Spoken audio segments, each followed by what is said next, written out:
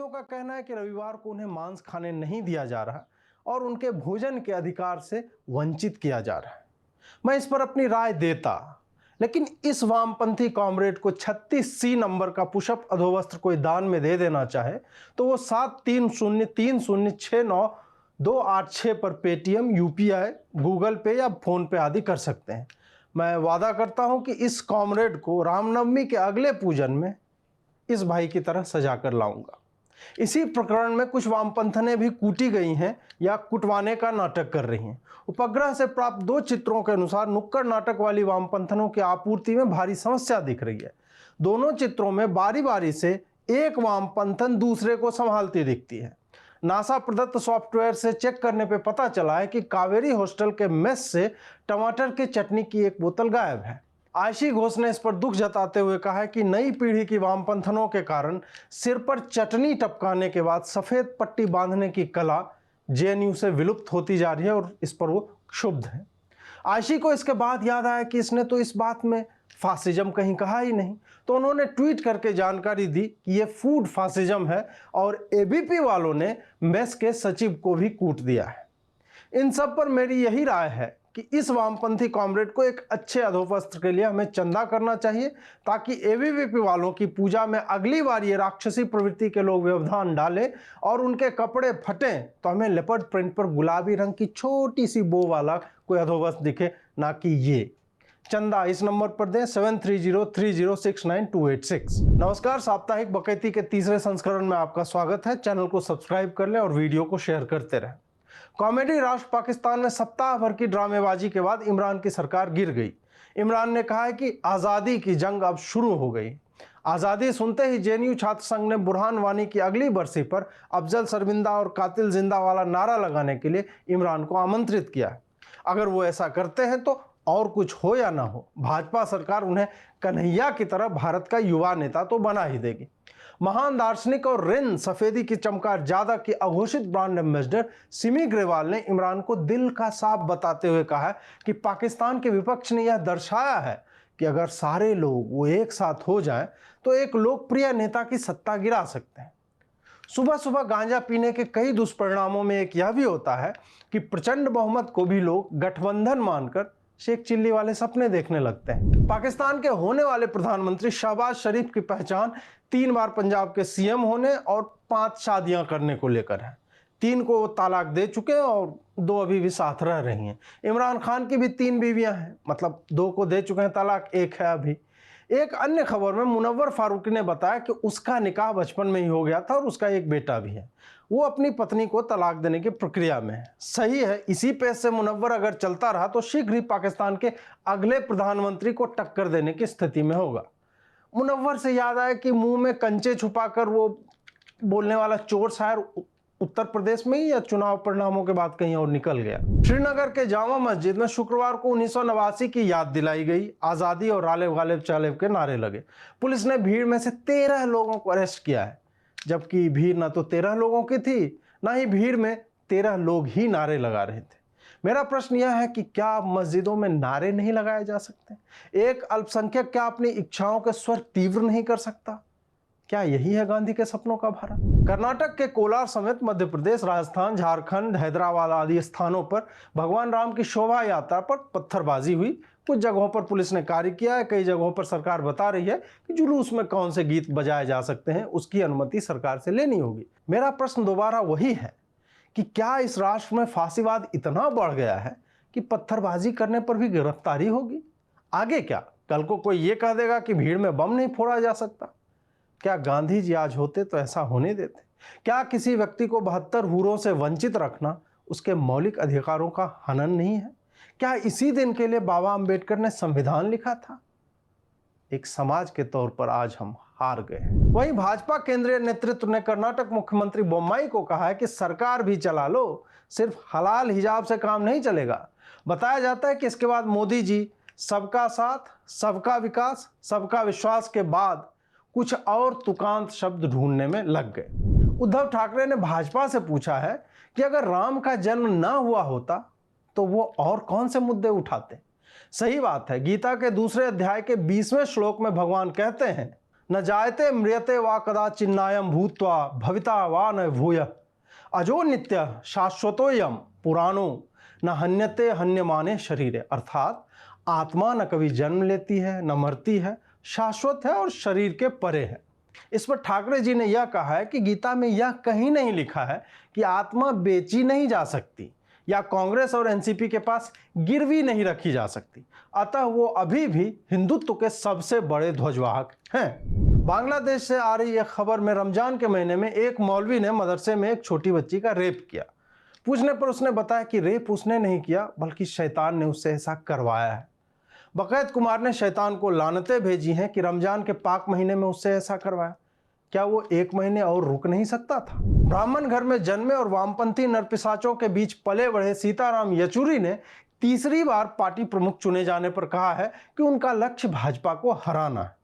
उन्होंने यह नहीं बताया कि कहां हराना है। माने लोकसभा चुनाव में या अपने घर में किसी बेटे या पोते आदि को भाजपा का प्रत्याशी बताकर खाने की टेबल पर बीच वाली सीट किसकी होगी, ऐसे वाले चुनाव में।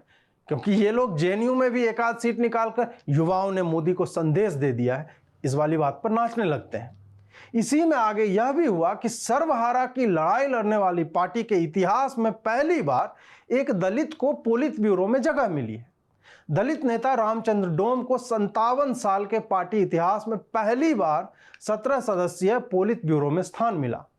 आप सोचिए कि एक ऐसी पार्टी में जिसका पूरा वोट बैंक और मैनिफेस्टो ही दलितों और वंचितों की लड़ाई के नाम पर है, उसे 57 साल लग गए किसी दलित को जगह देने में।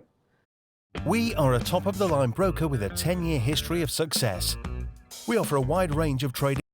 और ये मोदी को हराएंगे। राहुल गांधी ने मायावती पर निशाना साधते हुए कहा है कि उन्होंने सुश्री मायावती जी को उत्तर प्रदेश का सीएम बनने का ऑफर दिया था चुनाव से पहले, परंतु उन्होंने जवाब नहीं दिया। इससे एक बात तो साबित हो गई कि कसौली से गांजा मंगवाकर सुबह सुबह कौन फूंकता है और किसे होश में रहना पसंद है। सरकार की एक संस्था ने भारतीय पुरातत्व सर्वेक्षण को कहा है कि कुतुब मीनार परिसर में जो गणेश जी की मूर्तियां हैं उन्हें वहां से हटवाकर संग्रहालय में रख दे।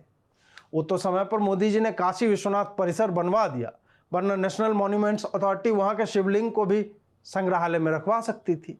बाय द वे, वामपंथी छाती पीटते रहते हैं कि ये हिंदूवादी सरकार है। अजीत जी, गुजरात चुनाव आ रहे हैं, आप मोदी जी को कमजोर कर रहे हैं। Sorry bro. बिहार में दिन दहाड़े 500 टन का पुल चोरी हो गया। जी फिर से सुनिए, बिहार में दिन दहाड़े 500 टन का पुल चोरी हो गया। चोर जेसीबी, गैस कटर, ट्रेलर आदि के साथ आए थे, पुल को काटा और लाद कर ले गए। इस पर लालू पुत्र तेजस्वी यादव ने कहा है कि जैसे नीतीश और भाजपा ने बिहार की जनता से सरकार को ही चुरा लिया है, तो ये कौन सी बड़ी बात है। एक बिहारी होने के नाते लालू के पूरे खानदान में कोई भी चोरी, डकैती, घोटाले पर ज्ञान देता है तो मुझे बचपन का एक चुटकुला याद आ जाता है। एक बार लालू जी विदेश यात्रा पर थे तो वहां के राष्ट्रपति उनको हेलीकॉप्टर से सैर पर ले गए।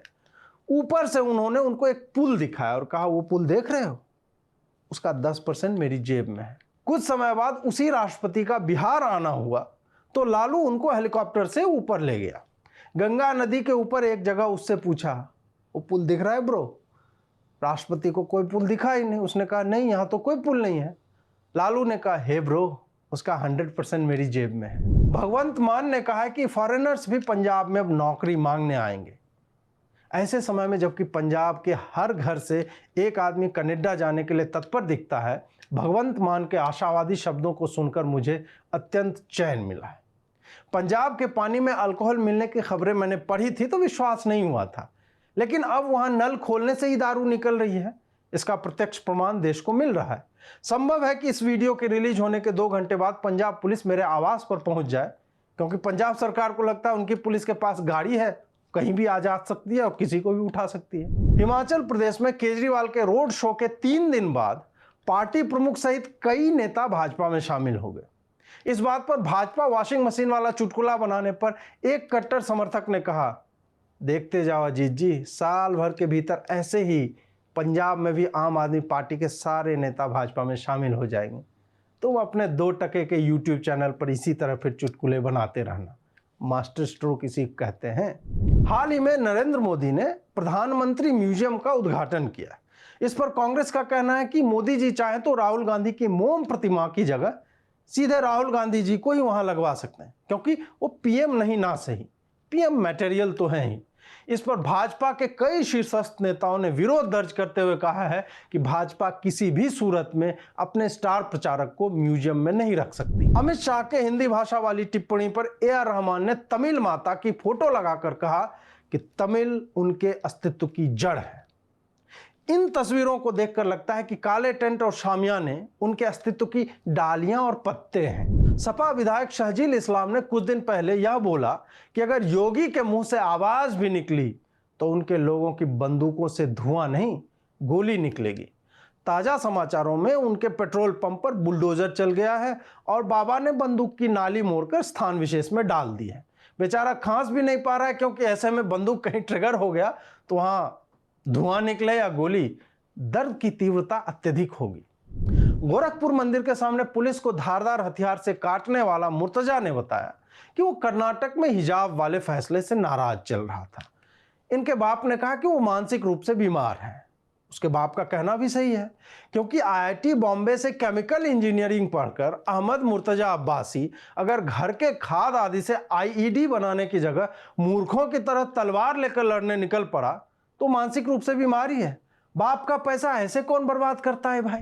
आतंकी संगठन अलकायदा प्रमुख अल जवाहिरी ने कर्नाटक हिजाब मामले में अपनी बात रखते हुए कहा है कि मुस्कान खान द्वारा किया गया कार्य उत्कृष्ट है। इससे एक बात तो स्पष्ट है कि अल जवाहिरी का कबूतर कितना धीमा है कि फरवरी को हुई नौटंकी की जानकारी इसे अप्रैल में मिल रही है।